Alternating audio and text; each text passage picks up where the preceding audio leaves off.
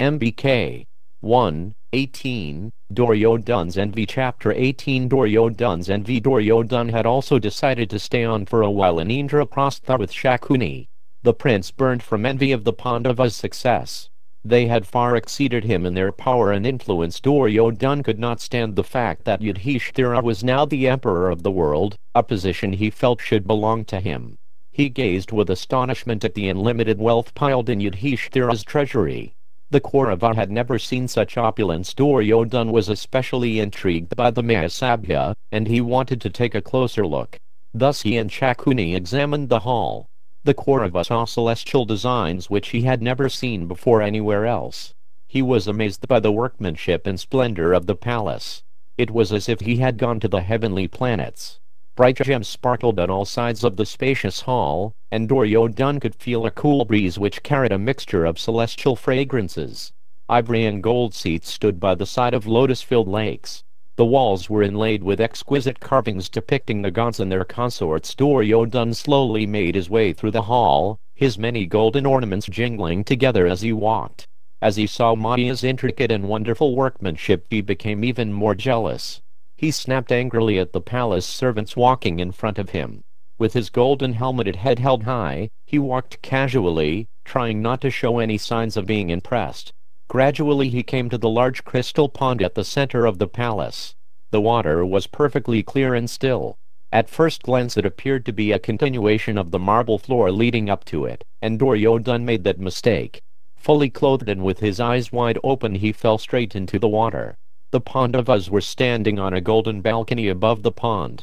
Seeing Duryodhan falling in with his arms and legs akimbo, Bhima laughed aloud. Many of Krishna's queens were also present, and they too laughed. The Kaurava prince hauled himself out of the lake, helped by Shakuni. He did not even look at the Pandavas or Krishna and his queens.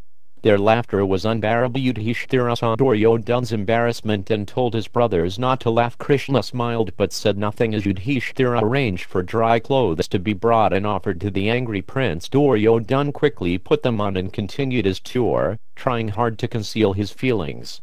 Everything was intolerable to him: the magnificence of the palace, the incomparable beauty of the queens who moved about within it, and particularly Draupadi. Duryodhan was still burning from his failure to win the Panchala princess. She was a jewel among women. She too had laughed when he had fallen into the lake. This was agony.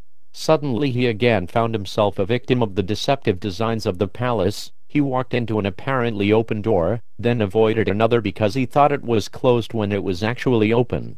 The palace attendants were struggling to restrain their laughter. Humiliated and angry, the prince stormed out. Yudhishthira felt sorry to see Duryodhan's pain. He tried to console him in various ways, but Duryodhan just laughed. He bade the Pandavas farewell and left for Hastinapura, followed by his large retinue, his mind bent upon revenge. Then Krishna also decided to return home. As he was departing, he spoke affectionately to Yudhishthira. "O king, cherish all your subjects with ceaseless vigilance and patience. As the cloud is to all creatures, or the large tree to the birds, so should you become the refuge to your dependents." After Krishna's departure, the Pandavas approached Vyasadeva, who had not yet left. Yudhishthira asked him if the sacrifice had been successful. The rishi replied, "O Kuru child, this sacrifice will yield great results for 13 years. You shall be the undisputed emperor of this wide earth, but at the end of that period you will be the cause of a war which will rid the world of Kshatriyas." Yudhishthira was alarmed. Seeing his expression, Vyasadeva said, "Do not be aggrieved. No one can overcome the influence of time. Everything is arranged by the Supreme for the ultimate good of all. This war will be Duryodhan's fault, not yours. I shall now go to the mountains, but you will see me again in times of need." The rishi then stood up and left, surrounded by all the other sages. When they were gone, Yudhishthira spoke to his brothers. "The sage's words cannot prove false, but I do not wish to be the cause of suffering in the world. From this day on I shall not speak a harsh word to anyone. I shall always practice virtue and shall see no difference between my own sons and those of others, and I shall follow my elders' commands without the least hesitation. In this way I shall avoid disagreements, for they are the cause of war." Yudhishthira continued to think about Vyasadeva's words. It seemed that the Lord's plan was unfolding. Although the Pandavas had asserted their rulership over the world, it was still a fact that many impious kings were exploiting the earth's resources. Yudhishthira saw at the sacrifice that many had supported Shishupala against Krishna, although they were afraid to oppose him openly. Who knew what evil schemes Duryodhana and his brothers would dream up? All of this was no doubt Krishna's arrangement to rid the world of ungodly elements. Yudhishthira remained immersed in thought of Krishna and his mysterious plans as he made his way back to Hastinapura. Duryodhana sat brooding and miserable in his chariot. Shakuni asked, "What ails you, O king? Why are you sighing again and again?" The prince looked distractedly at Shakuni. "Oh uncle, I am filled with jealousy to see the world under the Pandavas' sway. Having witnessed their astounding sacrifice and seeing them shining like gods in heaven, my heart burns day and night. Indeed, I am drying up like a shallow pool in the summer sun." Duryodhana gazed out of his chariot at the rolling countryside with its well-tilled fields and blossoming orchards. Groups of villagers stood and watched as the royal procession moved along the road. The prince continued, "When Krishna killed Shishupala, no kings dared to speak. They were all awed by the Pandavas' might, or else how could they have tolerated such an injustice?" Duryodhana wrung his hands. "I cannot tolerate it. I shall therefore enter fire, drown myself or swallow poison. What man who possesses any prowess at all can bear to see his enemies prosper? How can I ever equal their power and opulence? Who can help me achieve such influence? Fate is supreme and men's exertions useless. All my efforts to destroy the Pandavas have failed. Instead, they flourish like lotuses in a lake. Therefore I should die. Know that I am in the grip of grief, O uncle, and please inform my father." Shakuni moved closer to his nephew. "O Duryodhana, do not envy the Pandavas. They are receiving what is rightfully theirs, due to their own deeds. They have their half of the kingdom, and with Krishna's help and Drupada's alliance they have grown rich. What is there to be sorry about?" The Gandhara ruler smiled as he spoke. His eyes narrowed slightly and he fingered his jeweled rings. "Your cousins have conquered the world and now possess limitless wealth. Why do you grieve? This wealth can now become yours. You said there are none to help you, but I do not agree. You have 100 brothers, the greatly powerful Drona, Karna and the invincible chariot warrior, Kripa. And my brothers, along with the mighty Somadatta, stand ready at your command. Take the earth and rule it without a rival." Duryodhana's eyes widened. He sat up straight on the leather-upholstered seat. Perhaps his uncle was right. The Kaurava's strength was hard to rival. Drona, Bhishma, Kripa, Karna, how could face these men when they stood together in battle? Duryodhana spoke eagerly, "O king, if you think it wise, then I shall conquer the Pandavas. This whole world shall be mine, along with the magnificent Mahasabha." Shakuni slowly shook his head. He played with the set of dice he carried with him everywhere. "Do not be rash, O king. There are many ways to overcome an enemy apart from battle. We cannot conquer in battle the Pandavas, especially when they are united with Krishna. Not even Indra with all the celestials could overpower them. I was thinking of another way by which they can be defeated." Shakuni suggested that they challenge Yudhishthira to a game of dice. He knew Yudhishthira was fond of playing, and also that he was not expert. At dice Shakuni had no equal anywhere in the world. "Without a doubt Yudhishthira will accept your challenge," Shakuni continued, his arm resting on Duryodhana's shoulder. "He cannot resist the game, and with a little encouragement, he will surely gamble away all his possessions. Thus I will win for you his entire kingdom and wealth." As they entered Hastinapura, Duryodhana suggested that they go at once to Dhritarashtra and get his permission for the plan. Arriving before the blind king, Shakuni said, "O great monarch, here is your son Duryodhana. He is pale and emaciated with grief. You should ask him the cause and try to find a remedy." Dhritarashtra was surprised. "Why are you sad, my son? You have at your disposal everything enjoyable, no less than the gods. Vast wealth, the best of clothes, the finest food, beautiful women, all these await your pleasure. How then have you become depressed?" Duryodhana at once admitted that he was consumed by jealousy of the Pandavas. Even though he had wealth, their wealth, his enemy's wealth, was superior. The Kaurava then described to his father what he had seen in Indraprastha. During the sacrifice, Yudhishthira was given so much tribute that it became necessary to turn some of it away. He had been offered millions of elephants, horses, cows and camels. Heaps of gems and golden ornaments were stacked up like mountains. The Pandava provided 30 servant maids for each of 88,000 Snataka Brahmins. He arranged to feed 100,000 Brahmins at a time during the sacrifice, and when they were fed, conches were blown. "Oh father, I heard those conches sounding all through the sacrifice." Duryodhana told the king how he had even seen the gods at the Rajasuya. Samudra, the ocean deity, had personally offered Yudhishthira celestial ambrosia drawn from the depths of the sea. This beverage is superior even to the Samarasa that Indra enjoys.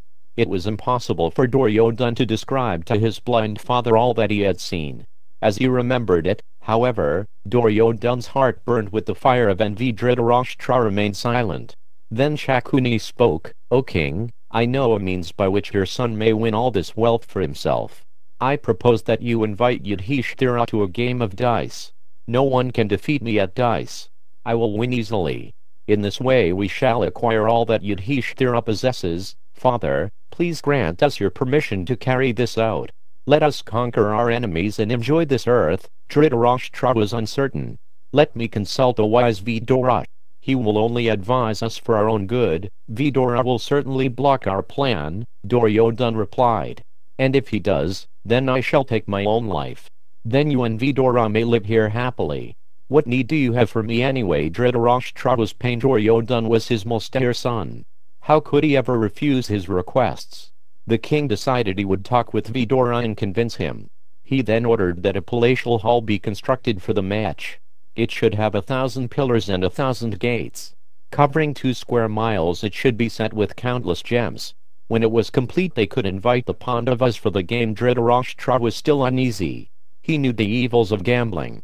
He called for Vidura and said, "I have decided to invite the Pandavas for a friendly game of dice with my sons. They can gamble a little and thus sport together. I am building a fine hall for their pleasure." Vidura frowned. "I do not approve of this, O king. Gambling always brings with it a dispute and fighting.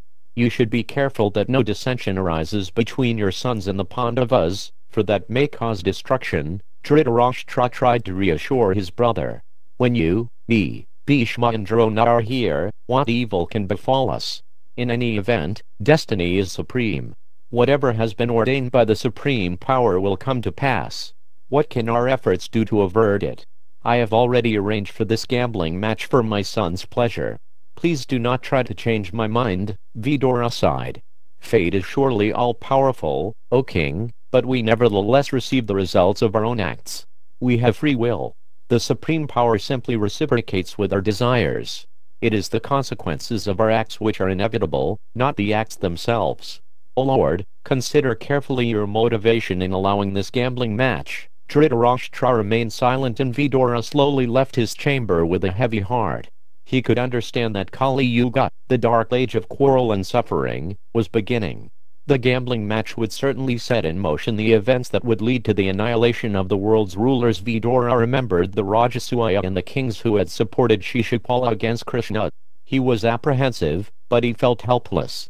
Although the king was not a fool, he was controlled by his covetous and mean-minded son. Vidura's counsel, although aimed at the good of all, was falling on deaf ears. During the coming weeks, as the hall was being built, Dhritarashtra reflected on Vidura's words.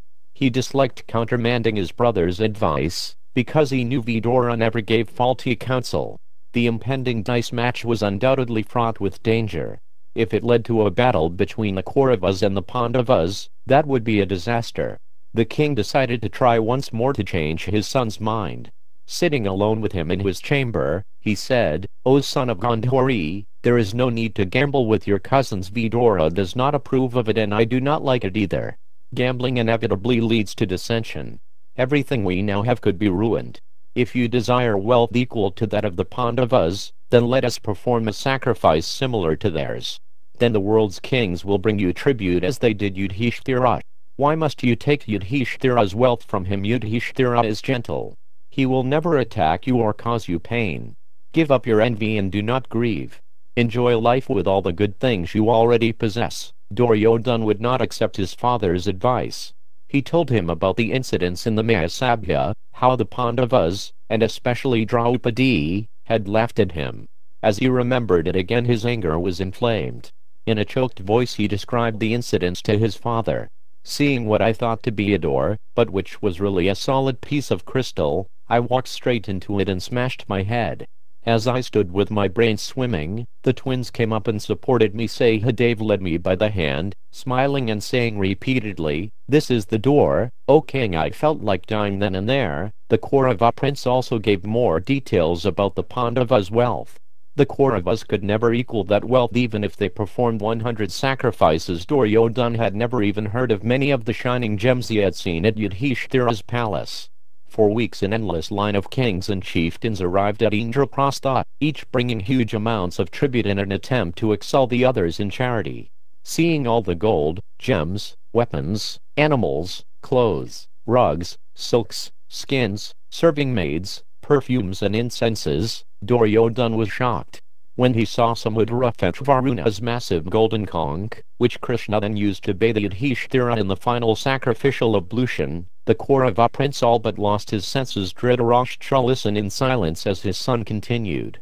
"O father, the Pandavas have even spread their dominion to the far northern regions of Harivrisha where no man can go. The residents of that land gave them hundreds of celestial conches, and I heard them being blown during the sacrifice. The tremendous sound made my hair stand erect. Weaker kings fainted upon hearing the noise." Duryodhana's voice became increasingly urgent as he pleaded with his father. "I cannot live as long as the Pandavas possess such incomparable opulence. If they are allowed to flourish, it will only be a matter of time until they overpower the Kauravas. They are our enemies. It is only right that we should attack them and take their wealth. This is the Kshatriya code. Either I will gain control of the earth or I will die. This gambling match is the safest and surest way to achieve my ends." Dhritarashtra thought for some moments, then replied, "O son, I hate such enmity, especially when you bear it towards those who are powerful. Such hostility brings about a change of feelings and is thus itself a painful weapon, although not made of steel. Do you realize that what you are suggesting will certainly cause a fearful war?" Duryodhana paced impatiently in front of his blind father. "What violence is there in a simple dice game? If Yudhishthira chooses to gamble and lose his wealth, then how can anyone blame us? We have nothing to lose. Shakuni will win every game. O father, please grant me permission to invite the Pandavas for this match." The king rose from his seat and called for his servants. As they led him away he said, "Your words do not find favor with me, O prince, but do what you will. You will surely repent your rashness later, for deeds fraught with impiety never bring prosperity. I shall ask Vidura to invite the Pandavas." A few days later the king heard that the hall had been completed. He called for Vidura and said, "Please leave at once for Indraprastha and bring Yudhishthira and his brothers. Invite them for a friendly game of dice with their cousins in our new hall." Vidura tried one last time to dissuade the king. "This match will bring about the destruction of our race. Clearly your son wants only the Pandavas' wealth and has contrived this means to take it. Dissension among our family members will cause our ruin. O king, stop it now while you have the chance." But Dhritarashtra had already made up his mind. "O brother, everything lies in the hands of destiny. If destiny so wills it, then we will not be harmed, and if by the course of fate we are to suffer, then what can be done? Everything happens according to providence. Therefore please go to Indraprastha and return with Kunti's invincible sons." Vidura looked despairingly at the blind monarch. It was hopeless to try to change his mind. His attachment for Duryodhana was too strong. Even though he could obviously see the results of acquiescing to his son, Dhritarashtra still did not refuse him. Fearing the worst, Vidura left the palace and prepared for his journey.